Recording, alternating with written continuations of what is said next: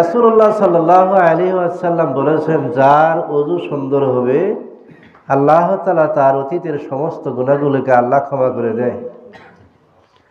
ওযু সুন্দর হইতে হবে, একটা অঙ্গ পূর্ণাঙ্গ ধৌত করা, সমস্ত মুখমণ্ডল ধৌত করা, এটা হলো ফরজ। দুই হাতের কনুই সহ ধৌত করা ফরজ, মাথা সম্পূর্ণ মাসা করা ফরজ, আর দুই পায়ে টাকনু সহ ধৌত করা ফরজ। আর বাকিগুলো হলো সুন্নত। গড়গড়ে কুলি করা সুন্নত, নাকে পানি দেওয়া সুন্নত, কান মাসা করা সুন্নত, হ্যাঁ, হাতের আঙ্গুলগুলো খেলাল করা সুন্নত, পায়ের আঙ্গুলগুলো খেলাল করা সুন্নত, দাড়ি ঘন থাকলে দাড়ি খেলাল করে গুড়ায় গুড়ায় পানি পৌঁছানো সুন্নত, ওযুর আগে মেসওয়াক করা সুন্নত, শাহাদাত আঙ্গুল দিয়ে ঘষাঘষি করলে এটা মেসওয়াকের সুন্নত আদায় হয়ে যায় যদি থাকে। তাহলে ওযু যখন আমরা করব, ওযুর শুরুতে নিয়ত করতে হয় যে এখন আমি সালাতের জন্য ওযু করতেছি। এটা হলো মনে মনে নিয়ত করা। যেমন সালাতের মধ্যে 13টি ফরজ আছে, আরকান আহকাম 13টি ফরজ আছে সালাতের মধ্যে। তার মধ্যে 1 নাম্বার হইল শরীর পাক, জায়গা পাক, তারপরে হইল জামা পাক, তারপরে থাকতে হবে কিবলামুখী হওয়া, তারপরে থাকতে হবে নিয়ত করা। নিয়ত বলা না, নিয়তটা হলো কি করা। তাহলে ওযু যখন আমরা করব, ওযুর শুরুতে বিসমিল্লাহ আমরা পড়ব, নাকি করেন? বিসমিল্লাহ পড়ুন সবাই। ওযু যখন আরম্ভ করব তখন কি বলতে হয়?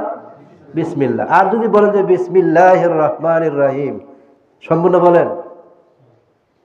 সম্পূর্ণ বললে বিদাত হবে, কেননা সম্পূর্ণ বলা যাবে না। রাসূল সাল্লাল্লাহু আলাইহি ওয়াসাল্লাম ওযুর শুরুতে শুধু বিসমিল্লাহ বলতেন, আর কিছু বলতেন না। সুতরাং ওযুর শুরুতে আপনাকে শুধু এতটুকু বলবে বিসমিল্লাহ বলে ওযু আরম্ভ করতে হবে।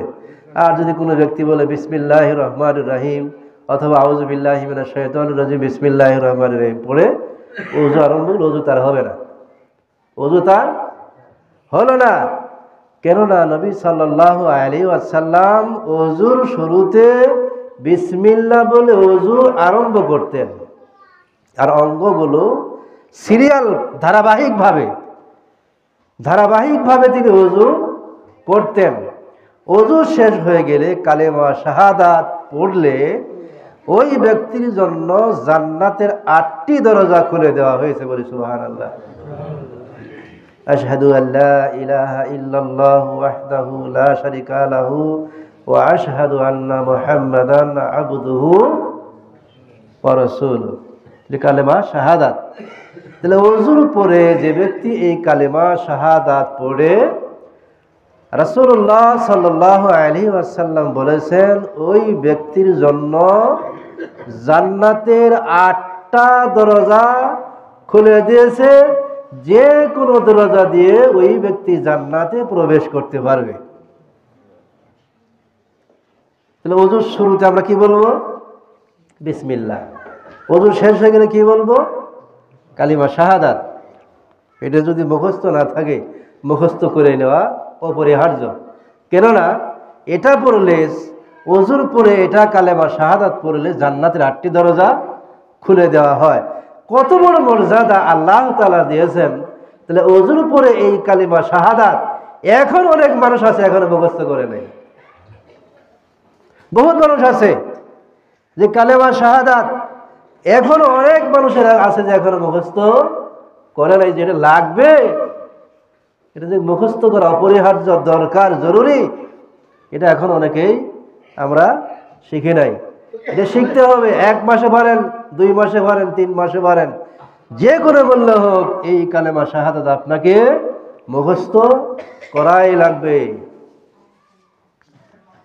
তো ওযু শেষ হয়ে গেল। ওযু শেষ হওয়ার পর আমরা এখন মসজিদে ঢুকলাম। মসজিদে ঢোকার সময় কোন পাকে দিতে হয়?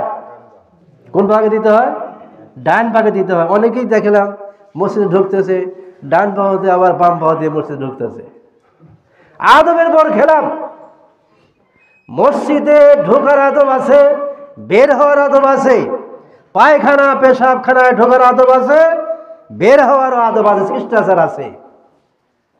এটা কেন মনে থাকে না? অপরিহার্য, মনে থাকা লাগবে। মসজিদে যখন আপনি প্রবেশ করবেন, ডান পা আগে দিয়ে প্রবেশ করতে হয়। যদি দোয়া জানেন আল্লাহুম্মা ইফতাহ লি আবওয়াবা রাহমাতিক, এটা বলে প্রবেশ করবেন। ডান পা আগে দিয়ে মসজিদে প্রবেশ করবেন। মনে থাকবো? মনে থাকবে সবার? খেয়াল করে শুনবেন, মনে থাকে যেন। মসজিদে প্রবেশ করার সময় ডান পা আগে দিয়ে আল্লাহুম্মা ইফতাহ লি আবওয়াবা রাহমাতিক বলে ঢুকবেন। আবার যখন বের হয়ে যাবেন তখন উল্টা বাম পা আগে দিতে হবে। সিঁড়িতে আগে বাম পা দিয়ে বের হয়ে যাবেন। আল্লাহুম্মা ইন্নী আসআলুকা মিন ফাদলিক, এই দোয়াটা পড়ে বের হয়ে গেলেন। এটা হলো মসজিদে ঢোকা এবং বের হওয়ার আদব। আবার যখন আপনি প্রস্রাবখানায় প্রবেশ করবেন অথবা পায়খানায় প্রবেশ করবেন, তখন একটা নিয়ম আছে, আদব আছে, শিষ্টাচার আছে। রাসূলুল্লাহ সাল্লাল্লাহু আলাইহি ওয়াসাল্লাম বলেন, যখন তোমরা পেশাবখানায় প্রবেশ করবে অথবা পায়খানায় প্রবেশ করবে, তখন কোন পাকে দিতে হয়? বাম পাকে দিতে হয়। মনে থাকে না? বাম পা আগে দিয়ে ঢুকতে হয়।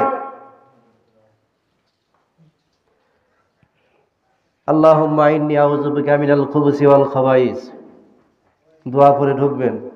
আল্লাহুম্মা ইন্নী আউযু বিকা মিনাল খুবুসি ওয়াল খাবাইস, দোয়া করে ঢুকবেন। আর যদি বলেন বিসমিল্লাহি আল্লাহুম্মা ইন্নী আউযু বিকা মিনাল খুবুসি ওয়াল খাবাইস, তাহলে শয়তান তার গুপ্তাঙ্গ দেখতে পারবে না।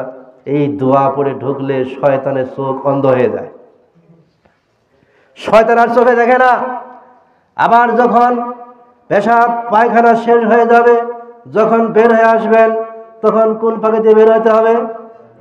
কোন পাকে দিয়ে বের হতে হবে? ডান পা। ডান পা বুঝেন তো নাকি? বাম পা তো বুঝেন? কোনটা ডান পা কোনটা বাম পা? না বুঝেন না? চিনেন না কোনটা ডান পা বাম পা? সবাই চিনেন, বুঝেন। তাহলে পেশাবখানায় ঢোকার সময় বাম পা, বের হওয়ার সময় ডান পা। পেশাব পায়খানা থেকে যখন বের হয়ে আসবে তখন দোয়া বলতে হবে গুফরানাকা। শিখছেন দোয়া? পেশাব পায়খানা ঢোকার সময় দোয়া আছে, শিখছেন? হুর হুর হুর হুর করে ঢুকতেছে, আবার হুর হুর করে ঘুরে আবার বের হয়ে আসতেছে।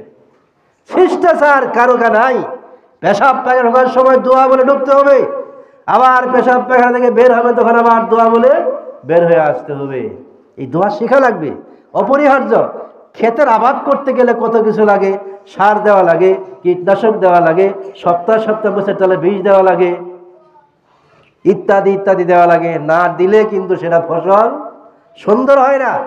তাহলে আপনি ইবাদত করবেন, সর্বক্ষেত্রেই ইবাদত করতে হবে। পেশাব পায়খানা ঢোকার সময় একটা দোয়া আছে, বের হওয়ার সময় দোয়া আছে, মসজিদে ঢোকার সময় দোয়া আছে, বের হয়ে যাওয়ার সময় দোয়া আছে।